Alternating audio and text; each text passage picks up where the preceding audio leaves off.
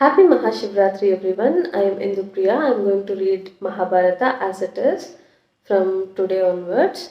I thought I'll start it on some auspicious day. So what can be more greater than Mahashivratri? So I'll be starting to read from today. There are totally 18 chapters in Mahabharata. And before reading these 18 chapters, firstly we'll go through setting the scene, preface and introduction, because when we read these three we understand the chapters even better, because in setting the scene we can see why, where and how it all started. The same way in each preface and introduction we'll see different things that is related to the chapter. So firstly I'll start with setting the scene. In case I feel something is very necessary for you guys to understand, I will explain it during or in the end of the chapter. So let me start. Setting the scene. Although widely published and read by itself, Bhagavad Gita originally appears as an episode in the Mahabharata, the epic Sanskrit history of the ancient world. The Mahabharata tells of events leading up to the present age of Kali. It was at the beginning of this age, some 50 centuries ago, that Lord Krishna spoke Bhagavad Gita to his friend and devotee Arjuna. Their disclosure, one of the greatest philosophical and religious dialogues known to man. It took place just before the onset of war.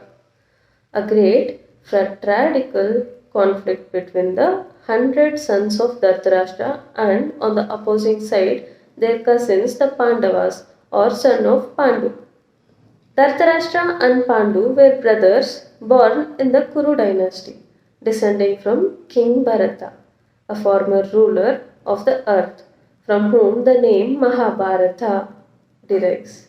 Because Dhritarashtra, the elder brother, was born blind, the throne that otherwise would have been his was passed down to the younger brother Pandu. When Pandu died at an early age, his five children, Yudhishthira, Bhima, Arjuna, Nakula, and Sahadeva, came under the care of Dhritarashtra, who in effect became, for the time being, the king. Thus, the sons of Dhritarashtra and those of Pandu grew in the same royal household.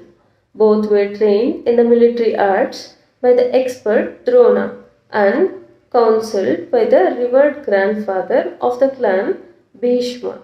Yet the sons of Dhritarashtra, especially the eldest Duryodhana, hated and envied the Pandavas, and the blind and weak minded Dhritarashtra wanted his own sons, not those of Pandu, to inherit the kingdom. Thus, Duryodhana, with Dhritarashtra's consent, plotted to kill the young sons of Pandu, and it was only by the careful protection of their uncle Vidura and their cousin Lord Krishna that the Pandavas escaped the many attempts against their life. Now, Lord Krishna was not an ordinary man but the supreme Godhead himself, who had descended to earth and was playing the role of a prince in a contemporary dynasty. In this role, he was also the nephew of Pandu's wife Kunti or Pratha, the mother of the Pandavas. So, both as a relative and as the eternal upholder of religion, Krishna favored the righteous sons of Pandu and protected them. Ultimately, however, the clever Duryodhana challenged the Pandavas to a gambling match. In the course of the fateful tournament, Duryodhana and his brothers took possession of Draupadi, the chaste and devoted wife of the Pandavas, and insultingly tried to strip her naked before the entire assembly of princes and kings. Krishna's divine intervention saved her, but the gambling, which was rigged, cheated the Pandavas of their kingdom and forced them into 13 years of exile. Upon returning from exile, the Pandavas rightfully requested their kingdom from Duryodhana, who bluntly refused to yield it. Duty bound as princes to serve in public administration, the five Pandavas reduced their request to a mere 5 villages. But Duryodhana arrogantly replied that he wouldn't spare them enough land into which to drive a pin. Throughout all this, the Pandavas had been consistently tolerant and forbearing, but now war seemed inevitable. Nonetheless, as the princes of the world divided, some siding with the sons of Dhritarashtra, others with the Pandavas. Krishna himself took the role of messenger for the sons of Pandu and went to the court of Dhritarashtra to plead for peace. When his pleas were refused, war was now certain.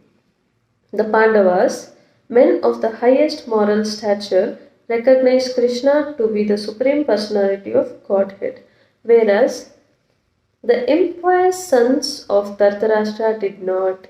Yet Krishna offered to enter the war according to the desires of the antagonists. As God, he would not personally fight, but whoever so desired might avail himself of Krishna's army, and the other side could have Krishna himself as an advisor and helper.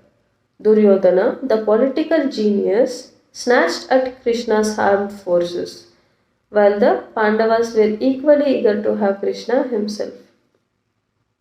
In this way, Krishna became the charioteer of Arjuna, taking it upon himself to drive the fabled Bhagavan's chariot.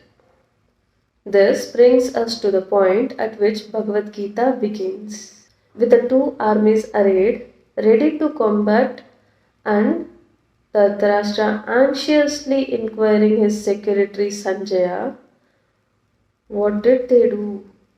The scene is set with only the need for a brief note regarding this translation and commentary. The person Krishna is both the goal and the substance of Bhagavad Gita, so far as the Gita speaks of itself. So this is the scene is set. So I've already spoke for almost 7 to 8 minutes, and if you guys feel you have to read Bhagavad Gita by yourself, I would suggest you to read Bhagavad Gita. You can buy a book, or else you can listen to me reading it. In case if you feel no, instead of reading, I would better hear. If you guys like how I'm reading, you can subscribe to my channel. I'll be uploading one video each day. So in case if someone is not understanding, I'm sure you guys can comment and I'll explain what it is. So this is the book I am using, and if you guys want, you can search on Google or ask someone who knows Bhagavad Gita more, that which book you can refer for the best understanding. It's like every Gita has the same content, but it's about the understanding. So I would suggest you to read the book. It's nothing about religion, but it's about how you lead your life, how peaceful you want to live, and it says a lot about life and how we have to be going in our life, following dharma and everything. So thank you, and let's meet tomorrow. Bye guys. Do subscribe if you want to listen to me reading the Bhagavad Gita book.